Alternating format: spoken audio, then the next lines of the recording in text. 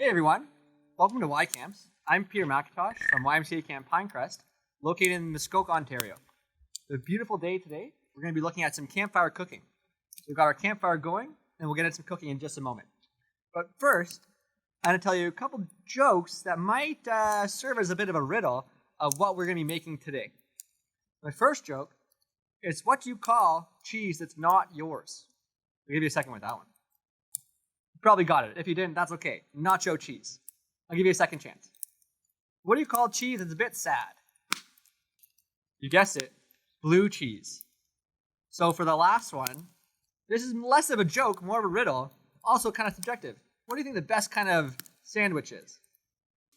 Now, there were some hints in the past two jokes. You got it. It's a grilled cheese. So that's what we're going to be doing today. Making some grilled cheese sandwiches over our fire. So to get started, I'll go over everything you would need to do this, some safety tips, and some other campfire cooking related tips, and then we'll get into making the sandwiches. So what you can see here, from your right to left, I have a water bucket, just in case my fire gets out of control. I checked the fire rating this morning, and I am allowed to have fires, and this is a cooking fire, so I can have it in the middle of the day, as you can tell. It's always important to check with your local authority about where you're at on the fire ban or what is safe to do around a fire. Given that we're going to be working over a fire, I have my grill set up on the fire. Of course, you'll need a fire, as it's an important part of this step. That when we're working with hot items, I have 2 fire gloves. These are insulated. It's important to be careful, though. If these get wet, if they're out in the rain or they fall in the water, they don't work as well. So always check them before you use them to make sure they're dry. Because the last thing you want is to put on a wet fire glove, grab a hot pan, and then you find out it's not working. So always check them beforehand. We're making grilled cheese. We need a pan. If you have things you like to cook with over a campfire, great. The cooking over fire will leave quite a dark char on your pans.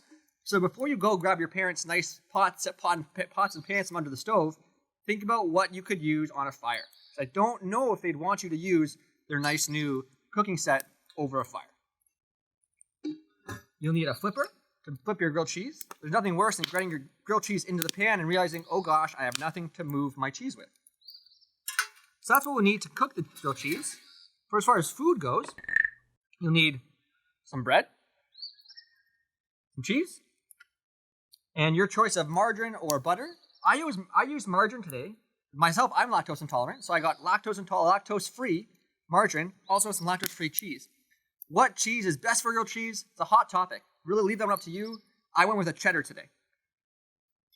I also have set up, just off camera, is a station to wash my hands and do my dishes. I also have some hand sanitizer here.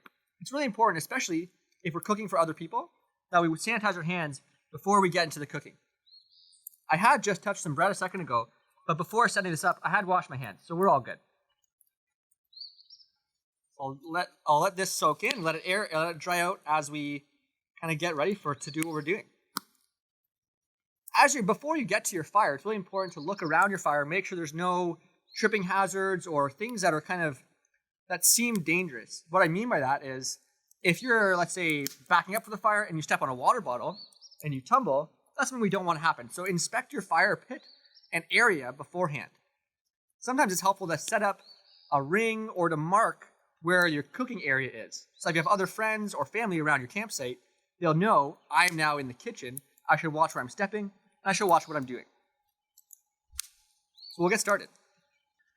So I've got my fire gloves just beside me where I need them. Not on, because I lose a lot of dexterity. I can't use my fingers as much when they're on, but I have them ready in case I need them, so I don't have to reach too far. My flipper and my pan. So I put my pan over the heat to start it warming up, and I'm going to put a bit of margarine in the pan. Now, what you can't quite see is the margarine is pretty immediately starting to melt. That's how I'm going to gauge how hot my pan is how quick the margarine or butter melts. I can move it more over the fire if I need some more heat, or move it away if I like it to cool down. Unlike our stoves at home, we don't really have a dial. We have to look and kind of assess where the heat is for our fire. What I'm doing now is I'm moving my margarine around the pan so I can coat the whole pan. the whole bottom of the pan. If there are spots that are not coated, you run the risk of your grilled cheese sticking to the pan at that point and kind of coming apart. Still might be delicious, but I think what we're going for is a square grilled cheese that is all in one piece. We're going to stay away from scrambled grilled cheese today. It's good, but not what we're doing. So I have one grilled cheese pre-made, but I'll kind of walk you through what steps I took to get there. You may have made grilled cheese before, and that's great. This might be a refresher, or it might be the first time. What I'm doing with my clean hands, I'm putting margarine, not too much, just enough to coat the bread. Just like the margarine in the pan that's heating up right now, this creates a barrier between the heat and the bread. And it itself will cook, but because of the oils, it won't stick. And also because of the salts and some of the oils, it adds a nice flavor. When I was younger, my father would put margarine on both sides of the bread, which some people are known to do, but it would make it a little bit too oily for me. I think what my favorite part about cooking really at all is if you're cooking for yourself, whatever it tastes like, it's up to you. It doesn't really matter. If you're cooking for other people, it's important to take their likes into consideration. As oftentimes if you're cooking around a fire, it's usually for your whole group. So it's important to make sure everyone's going to like what you're doing. So now, it looks like my butter and my margarine's all melted. I'm going to move my grilled cheeses, or I guess really just cheese right now. It's going to be grilled soon, into the pan.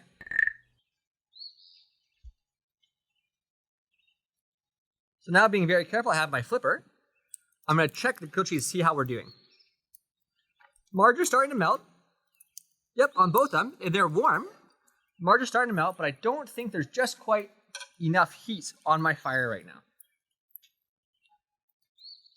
I'll give it some time for the heat to kind of build up in the fire itself, and then it will make the cooking a bit faster. While I'm watching everything cook, I can kind of clean up my area around me. With cooking at home or on a campfire, cleaning as you go is the easiest way to stay ahead of the mess. And that way, when your grilled cheese or your food that you're making is ready, you can go right from the pan onto your plate and you can eat. If you leave yourself with a big mess, especially around your campsite, it gets kind of cumbersome to clean it up and then eat, and then it gets dark and you still have dishes to do. Things really start to stack up really quick. So it's important to clean as you're cooking.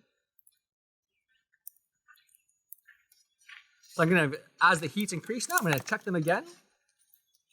Great, we're starting to get a little color on them, but I think I want to add a bit more heat.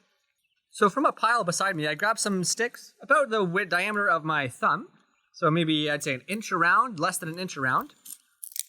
And I'm going to put those in and around my large fuel logs. These are just to get the fire to kind of breathe a bit more and get some heat going on the large fuel logs. These will burn quickly, but their job, what I'm tasking to do now, is to invigorate those larger logs to get our big fuel sources kind of firing up again.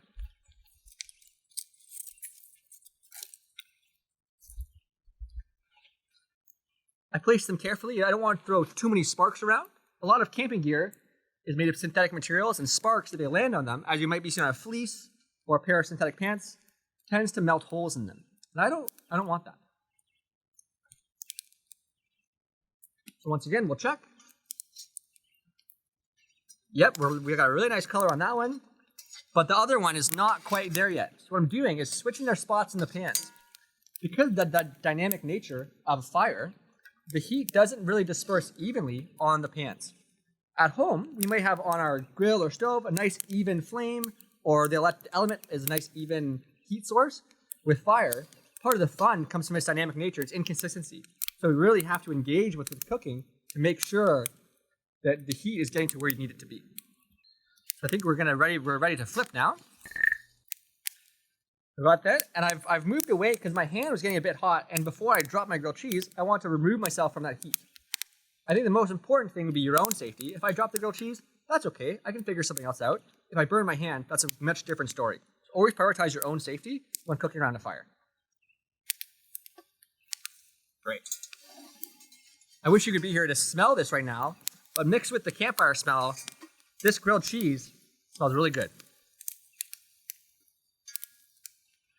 What I'm doing now, as you can see, is I'm just adjusting some of the cheese back into the main part of the sandwich so we get that nice shape I was talking about before. Now that our fire is roaring, it won't take long to crisp up that bottom of the cheese. Take it off and cut it into a diagonal or half and half, whatever you prefer. Hot topic again, whatever shape you prefer. We'll give that another about a minute. And aside from working at Pinecrest, I've worked in a few different kitchens, and I said give it a minute. It won't be exactly 60 seconds, it'll be a minute, kind of whenever I think I should go back and check. Here we are again. Yep, so that one's ready, and that one's ready too. First I'm going to do is I'll remove this from the heat. What's important to remember, this pan is still very hot, so the grilled cheese will still cook. Removing it from the heat source is not removing it from all heat. What I'm going to do now is I'm going to cut it. I like to cut my grilled cheese on a diagonal, so I get the most opportunity to dip in delicious ketchup or whatever sauce I choose.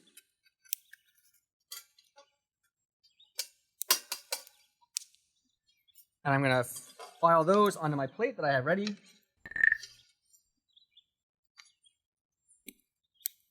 What I just did there is a little risky. What I'm going to do next time is bring my plate to the food ingredients. What I did there, I ran the risk of dropping it on the ground, which I would have really regretted to put all this time into making this cheese only to drop it. So whatever you can do to make your food as safe as possible, it might be a lot more effort, but it's worth it in the long run.